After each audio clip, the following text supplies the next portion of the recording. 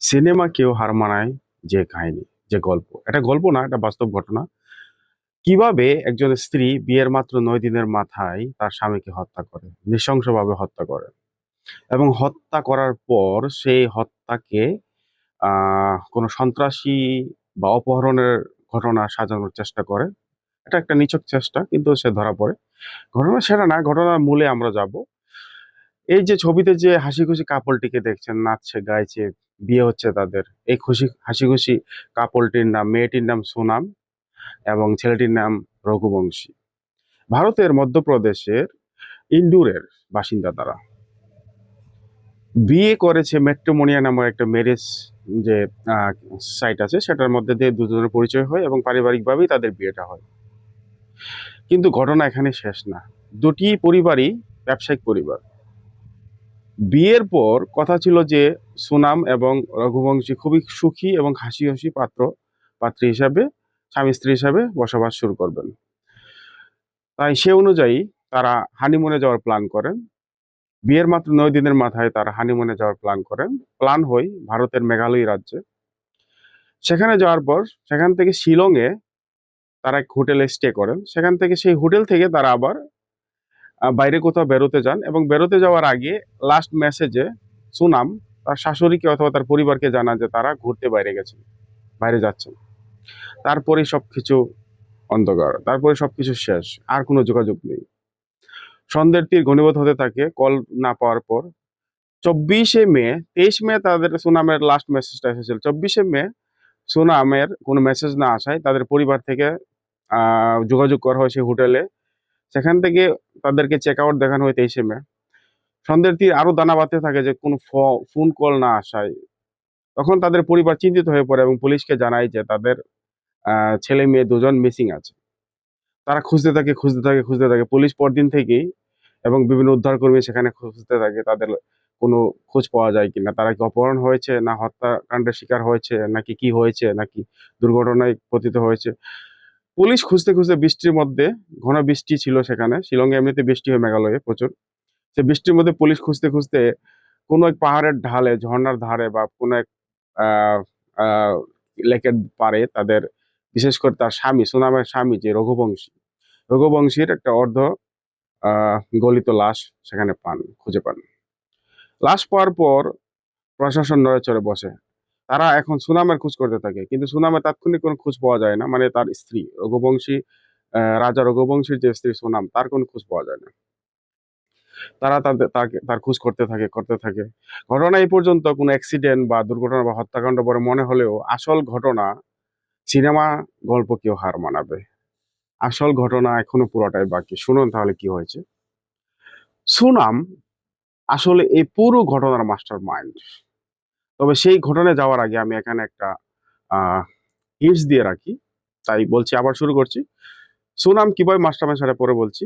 তাৎক্ষণিকভাবে পুলিশ যখন রঘুবংশীর লাশ পায় আর সুনামের লাশ না পায়, তখন তারা সুনামেরও খোঁজ করতে থাকে, কারণ তাদের ধারণা সুনামকে অপহরণ করা হয়েছে অথবা হত্যা করা হয়েছে।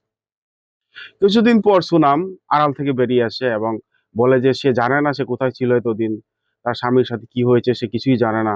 সে ভোলা ভালা একটা চরিত্রের মধ্যে, মানে তার ব্যাখ্যাটা দেয় যে এইভাবে যে সে কিছুই জানে না, তার স্বামী কি হয়েছে, সে আলাভোলা একটা চরিত্র, সে এখন এ সম্পর্কে কিছুই জানে না। কিন্তু পুলিশের কিছুটা সন্দেহ হয়। পুলিশ আরো বিভিন্ন তথ্য মাধ্যম এবং সোর্সারদের কাছ থেকে নিউজ নিতে থাকে। শেষ পর্যন্ত তাদের যে সোর্সার ছিল, তাদের একজন সোর্সার ছিল আলবার্ট নামের। তারা যখন মেঘালয়ে যায়, ট্রাকিং এ যায়, তখন সেখানে তাদের একজন গাইড ছিল, সেই গাইডের নাম ছিল আলবার্ট। সেই আলবার্টকে তারা জিজ্ঞেস করতে থাকে। আলবার্ট বলে এক চমকপ্রদ তথ্য দেয়, আর সেই তথ্যই খনির আসল রহস্য ফাঁস করে দেয়। আলবার্ট জানাই, শেষ টাইম যখন তাদের সাথে তাদের কথাবার্তা হয় সেটা ছিল 23 তারিখ। 23 তারিখে তারা দেখতে পায় চারটা ছেলে, মানে আলবার্ট দেখতে পায় চারটি ছেলে তাদের কাপলকে, অর্থাৎ সুনাম এবং রঘুবংশীকে ফুল করছে, তাদের পিছু পিছু যাচ্ছে। ওই চারটি ছেলেকে তার সন্দেহ হয় খুনি হিসাবে। পুলিশ ভিডিও দেখে, বিভিন্ন মাধ্যমে, সোর্সে, ক্যামেরার মাধ্যমে বিভিন্ন জায়গা থেকে তথ্য সংগ্রহ করে ওই চারটা ছেলে কে অনুসন্ধান করতে থাকে কে তারা। আস্তে আস্তে রহস্য বেরিয়ে পড়ে, 4 জনকে গ্রেফতার করা হয়। গ্রেফতারের পর ওই আসল রহস্য বেরিয়ে পড়ে, আসলে পুরো ঘটনার মাস্টার মাইন্ড ছিল সুনাম। কি বুঝলেন? হ্যাঁ, তার স্ত্রী সুনামই ছিল পুরো ঘটনার মাস্টার মাইন্ড। এই সুনাম পুরো ঘটনার মাস্টার মাইন্ড। সে পুরো ঘটনাটি সাজিয়েছে। এমনকি তাদের বিয়ের আগে থেকে সে ছক কষে কিভাবে তার স্বামীকে হত্যা করবে। কি জঘন্য, কি ভয়ানক! পারিবারিক চাপেই হোক আর যে কারণেই হোক, সে হয়তো বা বিয়ে করে রঘুবংশীকে, কিন্তু রঘুবংশের প্রতি তার কোনো মায়া মমতা ভালোবাসা আসলে অন্তর থেকে ছিল না। কারণ থাকলে কোনো স্ত্রী তার স্বামীকে এভাবে হত্যা করতে পারে না। এখন ভিডিওর স্ক্রিনে যে ছেলেটির ছবি দেখতে পাচ্ছেন, ওর নাম রাজুক। ওই রাজুক নামের ছেলেটি ছিল তার প্রেমিক, ওই সুনামের প্রাক্তন প্রেমিক বলতে বলা যায় যে সে তার এতটাই নিকটে পৌঁছে যায় যে তার এই ছেলেটির জন্য সে তার স্বামীকে হত্যা করতে দ্বিধাবোধ করে না।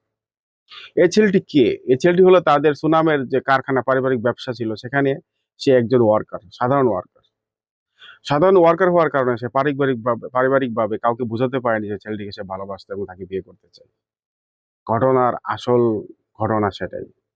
যাই হোক, রঘুবংশীর সাথে বিয়ে হওয়ার পরই সে দ্রুত সিদ্ধান্ত নেয় যে যেভাবেই হোক তাকে মেঘালয়ে নিয়ে গিয়ে, অবশ্য ছকটা আগে থেকে ছিল, মেঘালয় নিয়ে গিয়ে তাকে হত্যা করা হবে। হত্যা করার পর তাদের হাতে আর কোনো অপশন থাকবে না, যেহেতু হিন্দুদের একটা ব্যাপার আছে যে একবার বিয়ে হয়ে গেলে আরেকবার কেউ বিয়ে করতে চায় না।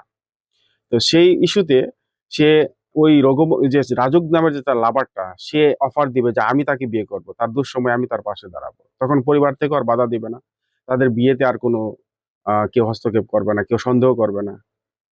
পুরো সিনেমাটিক একটা প্ল্যান। সেই প্ল্যান ধরে রঘুবংশকে মেঘালয় নিয়ে যায়, অর্থাৎ সোনামের স্বামীকে মেঘালয় নিয়ে যায় এবং সেখানে থেকে তাকে আত্মাইয়ের মাধ্যমে, অর্থাৎ চারজন লোককে সে হত্যার জন্য নিয়োগ করে। এই চারজন লোক তাকে হত্যা করে। হত্যা করার পর তারা ভেবেছিল যে তারা সুখে শান্তিতে ওই ছেলেটির সাথে, অর্থাৎ তার লাভারের সাথে সুখে শান্তিতে বসবাস করবে, কিন্তু সেটা হয়নি। পুলিশ বা ইনভেস্টিগেশন যারা করেছে, সিআইডি, তারা পুরো ঘটনা তুলে ধরে পাবলিকের সামনে। পাবলিক রিয়াকশন বেড়ে যায়, সোনামকে গ্রেফতার করা হয়।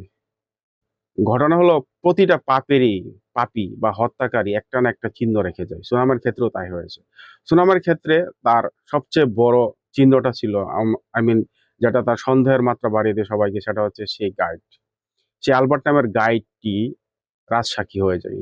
সেই চারজন খুনির সন্ধান দিয়ে এবং চারজন খুনিকে সন্ধান করতে গিয়ে তাদের কাছ থেকে তথ্য বের করে সুনামকে গ্রেফতার করা হয় এবং তার যে লাভার, 21 বছর বয়সী রাজুক নামে সে ছেলেটিকে কি বলে এটাকে গ্রেফতার করা হয়।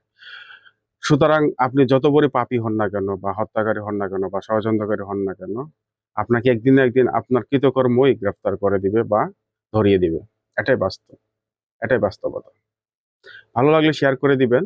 চ্যানেলটি নতুন, তাই সাবস্ক্রাইবার আশা করছি। যদি সাবস্ক্রাইব করেন খুশি হব। আরো এমন গল্প লিখতে এবং শোনাতে এবং বলতে আমি খুশি হব। ধন্যবাদ সবাইকে।